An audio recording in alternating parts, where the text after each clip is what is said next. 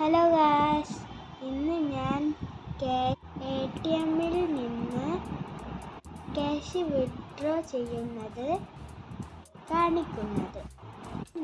ആദ്യം നമ്മൾ ATM card ഇടുക, പിന്നെ ലാംഗ്വേജ് സെലക്ട് ചെയ്യുക, പിന്നെ പിൻ നമ്പർ അടിക്കുക,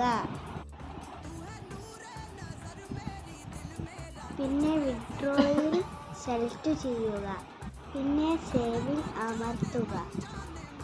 എത്ര രൂപയാണ് വിഡ്രോ ചെയ്യാനുള്ളതെന്ന് അടിക്കുക. ഞാൻ 500 രൂപയാണ് അടിക്കുന്നത്. അടിച്ചു കഴിഞ്ഞാൽ ഓക്കെയിൽ കൊടുക്കുക.